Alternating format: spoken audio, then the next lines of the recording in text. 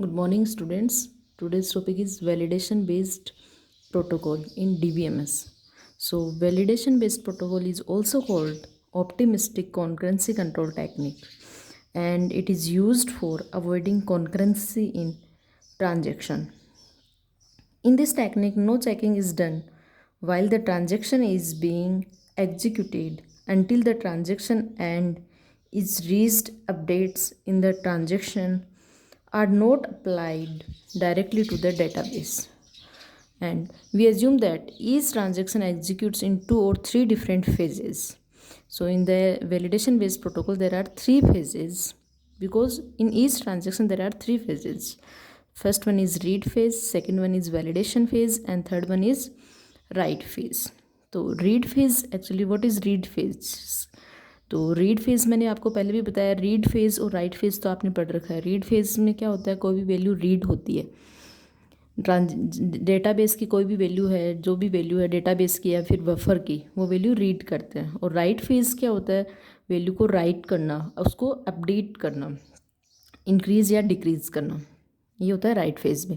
तो read phase है, उसको हम एग्जीक्यूशन फेज भी बोलते हैं। तो रीड फेज है क्या actually, during this phase transaction reads the value of various data items and stores them in local variable of TIZ that it does not update actual database.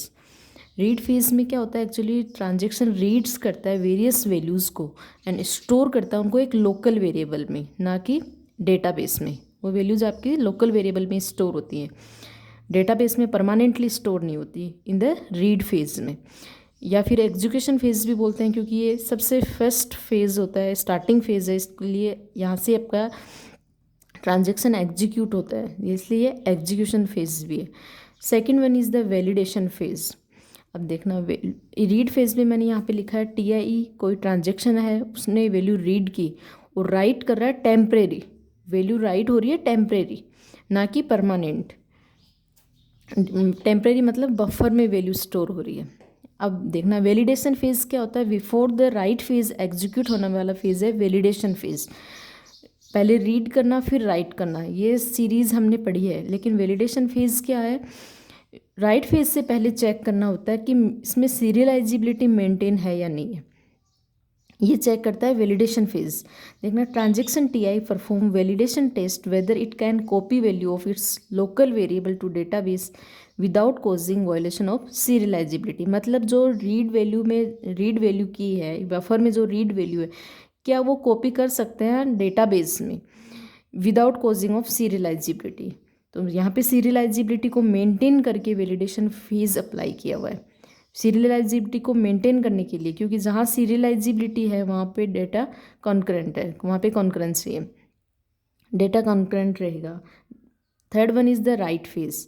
Right phase क्या है, if transaction TI succeeded in validation step 2, मतलब जो transaction सक्सेस्ड है आपका validation phase में, फिर आप there system applies actual update to the database, otherwise system roll back.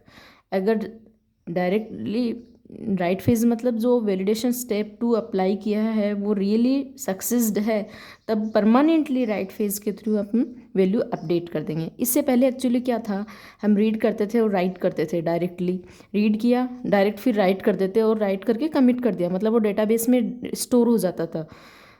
वहाँ पे अपन चेक नहीं करते थे सीरियलाइजिबिलिटी को। यहाँ पे राइट करने से पहले, मतलब कमिट करने से, डेटाबेस में राइट करने से पहले सब वैलिडेशन फेज अप्लाई होगा।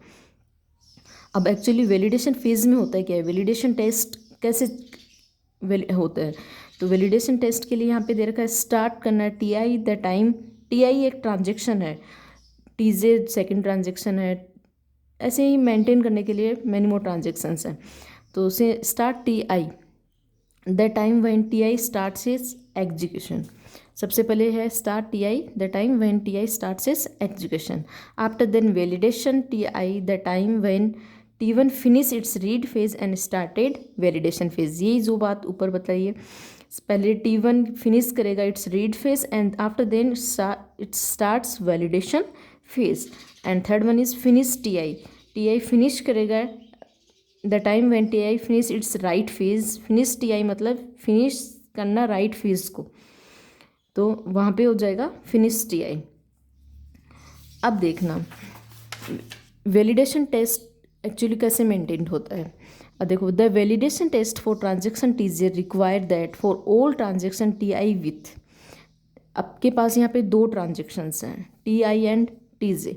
यहाँ पे मैंने लिखा है टी आई से ग्रेटर देन है टी जे, मतलब टी आई पहले एग्जीक्यूट होगा, टी जे बाद में एग्जीक्यूट होगा, या टी वन पहले एग्जीक्यूट होगा, टी वन बाद में एग्जीक्यूट होगा। One of the following conditions hold. इस टाइप के ट्रांजेक्शन में अगर आपके पास एक से ज़्यादा ट्रांजेक्शन है तो उन पे वैलिडेशन प्रॉपर्टी कैसे होल्ड होगी। First of all, finish T I से ग्रेटर होगा स्टार्ट टी जे, सॉरी यहाँ पे है टी आई से ग्रेटर है टी जे, मतलब टी जे पहले स्टार्ट होगा और टी आई बाद में होगा। तो यहाँ पे लिखा है finish T I greater than है start T J. Finish T I मतलब टी आई टी जे को आप टी वन टी टू भी ले सकते हो। तो टी वन फिनिश करके ही दूसरा एग्जीक्यूशन है, दूसरा ट्रांजेक्शन है वो स्टार्ट होगा, since T I finished before T J started, hence serializability order is indeed maintained. मतलब सीरियल में ट्रांजेक्शन, आपके दो ट्रांजेक्शन है, एक पहले एंड होने के बाद ही दूसरा ट्रांजेक्शन स्टार्ट होगा। ये है वैलिडेशन टेस्ट की फर्स्ट स्टेप। ऐसे ही सीरियलाइजिबिलिटी ऑर्डर मेंटेन्ड होती है। आपको भी पता है सीरियलाइजिबल ट्रांजेक्शन होता है, एक होता है नॉन सीरियल। सीरियल ऑर्डर में ट्रांजेक्शन का मतलब यही है कि एक ट्रांजेक्शन एग्जीक्यूट या फिनिश होने के बाद ही दूसरा ट्रांजेक्शन स्टार्ट होता है, वही बात यहाँ पे। सेकंड वन है स्टार्ट टीजे। अगर ऐसी कंडीशन आ जाए कि आपने ट्रांजेक्शन स्टार्ट कर दिया, कब? Before the finish off T I, मतलब टी आई के फिनिश होने से पहले, तब यहाँ पे क्या लिख रखा है, ऐसे भी केस आ जाती है, मतलब नॉन सीरियल ऑर्डर, तब यहाँ पे क्या होगा, वैलिडेशन ऑफ टीजे, टीजे का वैलिडेशन होगा। मतलब पहले टी वन स्टार्ट हो गया आपका यहाँ पे, फिर टी टू स्टार्ट हो गया, ठीक है। टी वन का एंड नहीं हुआ लेकिन टी टू स्टार्ट हो गया, ये आपकी सेकंड स्टेप है। तो यहाँ पे एक्चुअली हो क्या रहा है, टी वन पहले वैलिडेशन अप्लाई करेगा, फिर टी टू वैलिडेशन अप्लाई करेगा, यही है सेकंड स्टेप वाला। तो इसके एडवांटेज क्या है, roll back, cascading roll back नहीं होता, यहाँ पे डेडलॉक प्रॉब्लम नहीं आती, बट स्टारवेशन इसमें पॉसिबल है, ये इसका डिसएडवांटेज है। Thank you.